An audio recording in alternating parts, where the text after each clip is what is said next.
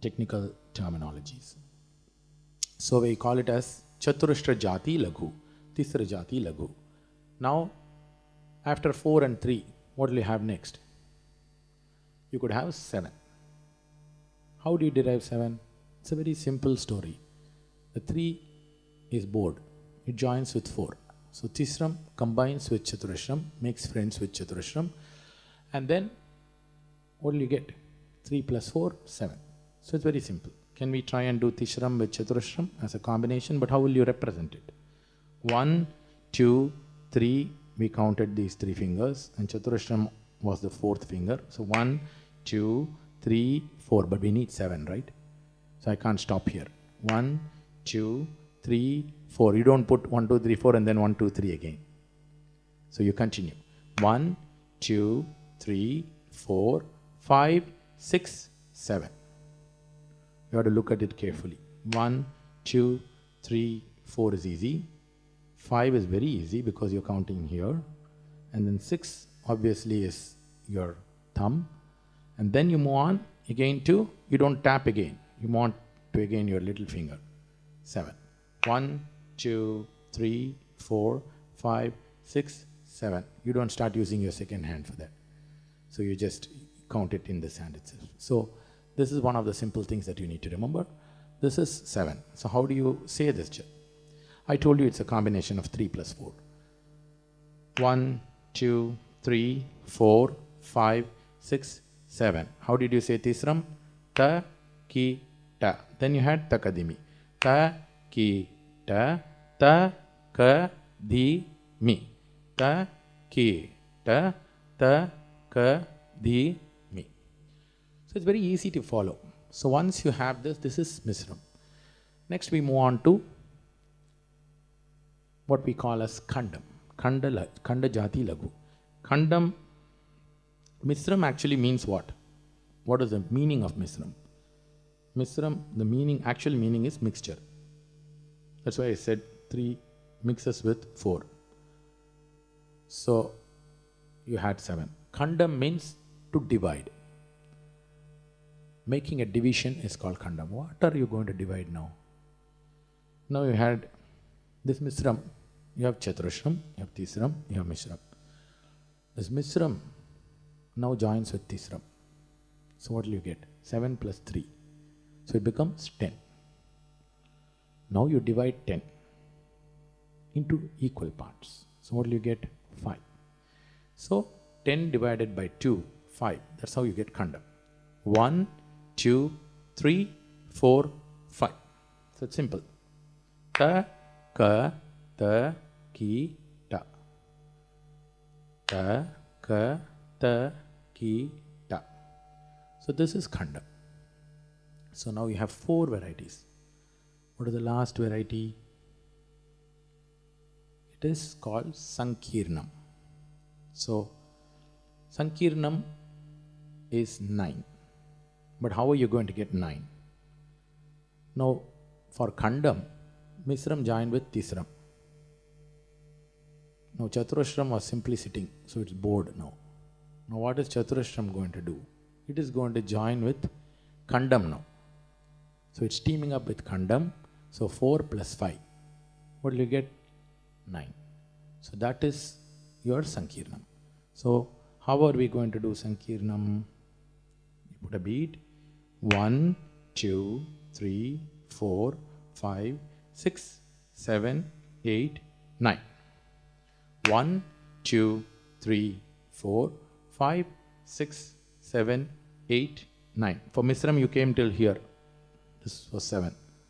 You move 2 more steps. 8, 9. So it's very simple. How do you say this? I told you it's a combination of Chaturashram plus Khanda. Ta, ka, di, mi.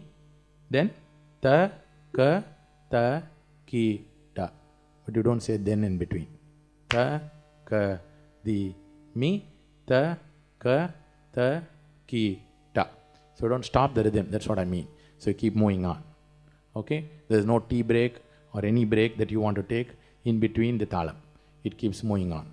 As the clock does not stop for you, The rhythmic meter does not stop for your convenience or your breath. So it keeps moving on, you have to move with the rhythm. So the minute it's on, like seconds, it will be ticking. You can't stop. Till the composition is over, you gotta keep it perfect and in sync with the melody without any variations, which unless otherwise specified in the song. Okay, so this is the vital thing that you need to remember. So I think you have learned the basics of the talam. We'll look at the other talams once you understand this. You first learned Adi Talam. Okay, what does Adi Talam mean? It's 8-beat talam, all that is fine. For the benefit of the students, I would like to say Adi means the first or primordial talam. So, it's a very common practice that you start learning Carnatic music with Adi Talam. So, it's the first talam. There is a saying, when did Adi Talam come first? There's a saying that I read in as a quotation that Adi Talam was first found in Ramayana. So Ramayana was composed in Adi Talam. Every line of Ramayana consists of 32 syllables. So it fitted into Adi Talam, or the prince of, or the sons of Rama, Lava and Kusha, or Love and Kush, they actually sang Rama's, in Rama's court, they sang Ramayana or presented it in Adi Talam. Seems to have been pretty obvious that the name belonged there, could have belonged there, because Valmiki's Ramayana is considered to be as the Adi Kavya.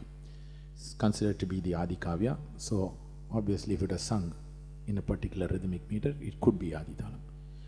This is just a quotation of, so that you could, somebody asks you, you would at least be aware to give an answer. Going on the factual mode of what now we have to look, other than Adi Talam, what are the other popular talas that you need to know? While you're learning Geetam itself, you will come across another talam which is equally important, which is called Rupaka Talam.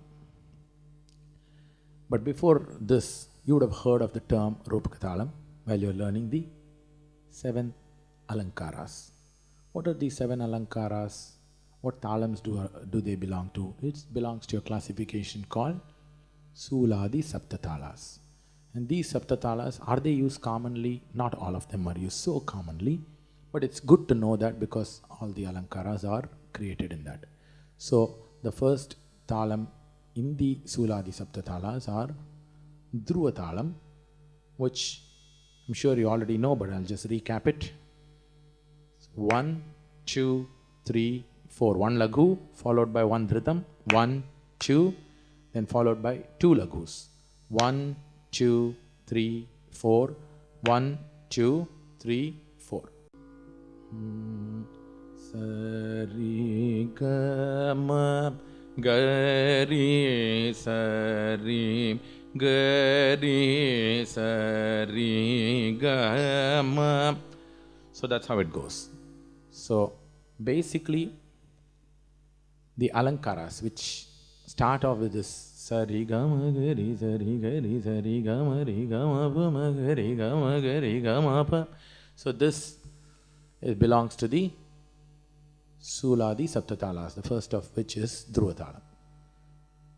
It's usually, when you don't specify the name, it's understood that it is Chaturashra Jati Laghu. In Suladi Saptatalas, there are defined things for each of the talas. So Dhruva Talam, it means it's Chaturashra Jati Dhruva Talam. Matya Talam again is Chaturashra Jati Matya Talam. So that is the second one. How do you put Matya Talam? It's 1, 2, 3, 4, or Ta, Ka, Di, Mi, which is the Laghu, then 1 Laghu followed by 1 Dhritam. 1, 2 is the Dhritam, followed by only 1 Laghu. For Dhruva Talam you had 2 Laghus. For Matya Talam you scrape 1 Laghu, make it simpler. So it's easier to remember. 1, 2, 3, 4. 1, 2, 1, 2, 3, 4. So it's 10 counts. And then, what is the third? Third is the thala is called Rupaka Thala. Now, Rupaka Thala is a peculiar thala here. Usually the convention is to start the thala with the part, the laghu part. But Rupaka Thala starts off with the dhritam as the first part. So here you scrap off the first laghu in Matya Thalam and Dhruva Thalam. So you straight away move on to only the dhritam. 1, 2. That's the dhritam. Then you move on to the laghu part. 1, 2, 3, 4. So it's very simple. 1, 2, 1, 2, 3, 4. So you go into the dhritam and then the laghu. So it's 6 counts. 2, 1, 2, 3, 4. So this is called the Rupaka Thalam. This is the conventional full Rupaka Thalam. Now I mentioned another Rupaka Thalam. What is that Rupaka Thalam that I mentioned as popular thalams? It is not this long version of the Rupaka Thalam. They have made a condensed version of the Rupaka Thalam, which is what we use or see in concerts, which has got only 3 counts. 1, 2, 3. So it's 1 laghu, 1 dhritam, followed by, first you follow 1 anudhritam, followed by a dhritam. That is, we call it as dhrita shekaram, right? That is what it is. 1, 2, 3. So this is the shorter version of the Rupaka Thalam, which we see in most concerts. So once you have done this thalam, then you move on to the Jampa Thalam. The Jampa Thalam is a simple one, consisting of 10 counts. You have a laghu and then followed by a dhrita shekaram. So the laghu is a very simple one, but here we are using the Mishra variety of the laghu. 1, 2, 3, 4, 5, 6, 7. So it's Mishra laghu followed by a dhrita shekaram or a anudhritam followed by a dhritam. 1, 1, 2. So 1, 2, 3, 4, 5, 6, 7, 1, 1, 2. So it's 10 counts. So this is the 4th of the Suladi Saptathalas. The 5th of the Suladi Saptathalas is very, very easy for you to remember. It's the Tisra Jati Triputa Thalam, and it's also an easy thalam. Since you have already learned Adi Thalam, it's a very easy thalam. 1, 2, 3. You put it just like Adi Thalam, but you're using only the Tisra Jati Laghu. 1, 2, 3. Then you follow it with 2 dhritams. 1, 2, 1, 2. So it's 1, 2, 3, 1, 2, 1, 2. So what does the Adi Thala mean then? It is also a variety of Triputa Thalam, but it's a Chaturashra Laghu followed by 2 dhritams. So we don't have to get confused. Adi Thalam can also be called as Chaturashra Jati Triputa Thalam, but it's conventionally called as Adi Thalam. So then we move on to Atta Thalam. Atta Thalam is the 6th of the Suladi Saptathalas.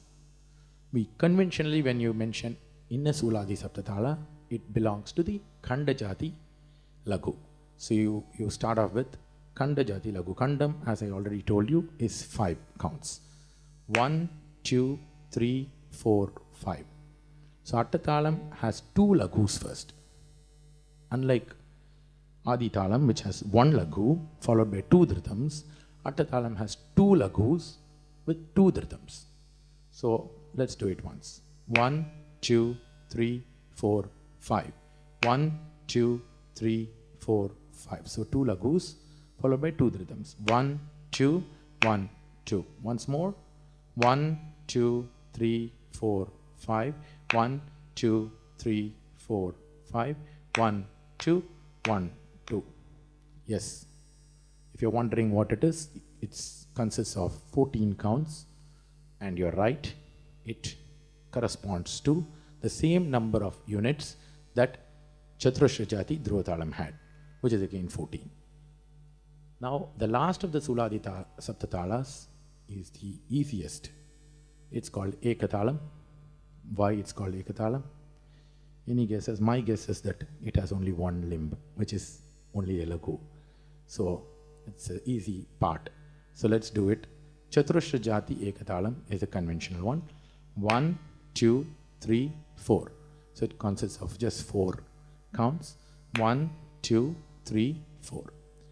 So this 7 Suladi Saptatalas have alankaras in each of them, which you are already conversant. This is the fundamental important 7 talas. And I also told you the Adi Talam and the Rupa